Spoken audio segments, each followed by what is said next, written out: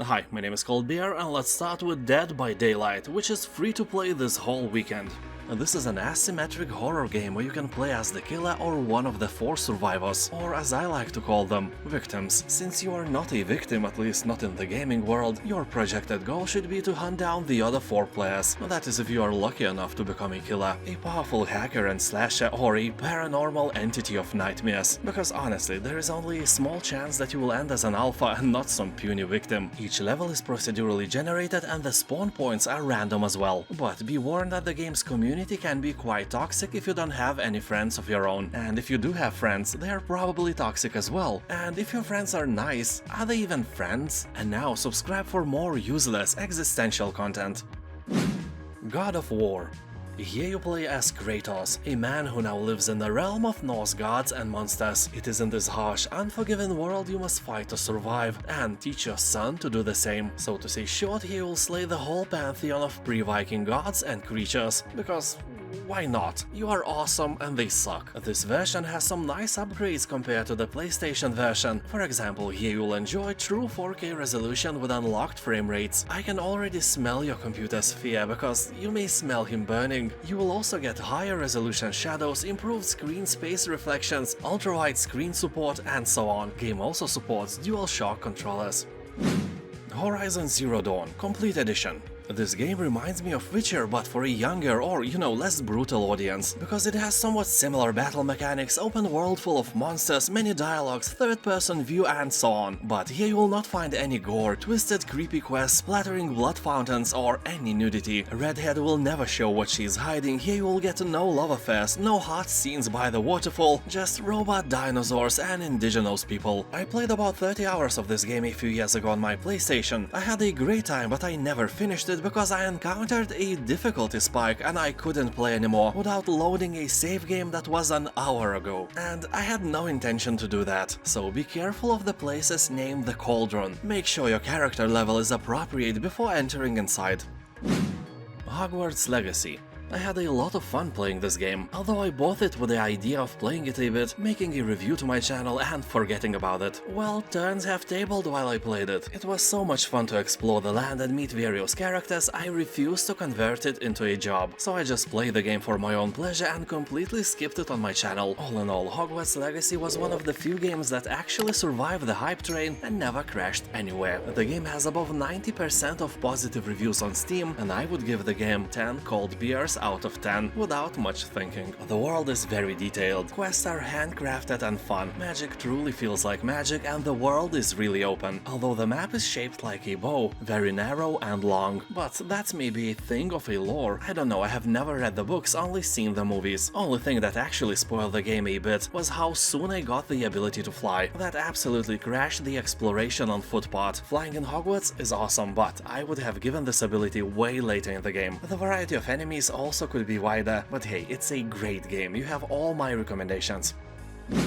Maneater. Have you ever wanted to become a shark? To swim in the endless ocean until you get eaten by a bigger shark or a killer whale? Well, honestly, being a shark kinda sucks. I wish I was a jellyfish instead. No brain, no worries, no anxiety, only never-ending fun. Yeah, I'm sure jellyfishes feel like that every day. Anyway, Maneater will let you experience the ultimate power fantasy as the apex predator of the seas. Become a giant shark and eat someone. By the way, Maneater is a single-player open-world action RPG. Yeah, you heard right, it's an RPG game. I can only guess that you weren't expecting that. You will start as a small shark pup tasked with surviving the harsh world while eating your way up the ecosystem. To do this, you will explore a large and varied open world, encounter diverse enemies and prey, both human and wildlife. Find the right resources and you can grow and evolve far beyond what nature intended. It's a game after all. This is fortunate because you can get revenge on all those filthy fishermen.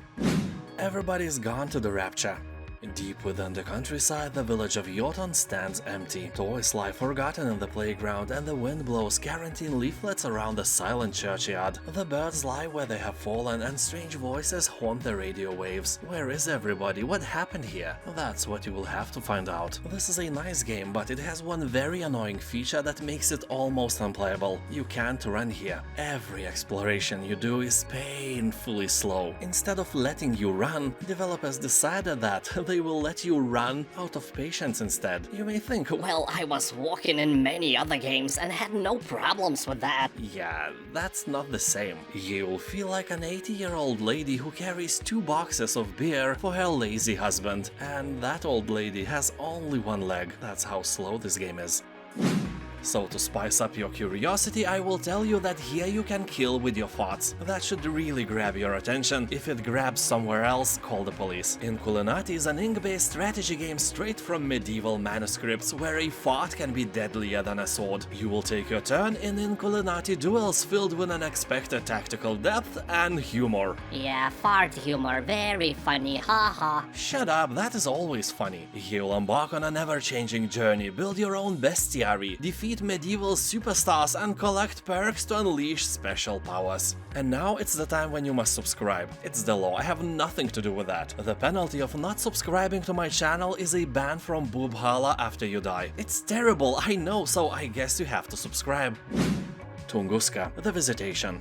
This is an isometric survival game that brings you to the dangerous Tunguska exclusion zone, where you'll face deadly traps, infectious mutants, bandits, and well-armed rogue military. Game is inspired by the same story as A Stalker, the roadside picnic written by the Strugatsky brothers. Keep in mind that they wrote the story before any serious nuclear accident ever happened, so it's not actually tied to Chernobyl or any other nuclear disaster, just a post-apocalyptic, gritty and dark Soviet Union filled with unexplainable horrors. Although you can literally describe a casual Soviet Union without any post-apocalypse with the same words. People in the comments are saying that if you like Stalker or Atom RPG games, it's a no-brainer. Also, it has very positive reviews on Steam. Just keep in mind that despite walls of text, looting and side quests, it is an actual twin-stick shooter, and at first may be difficult to control. Although from my own experience, when you get used to it, everything will be fine.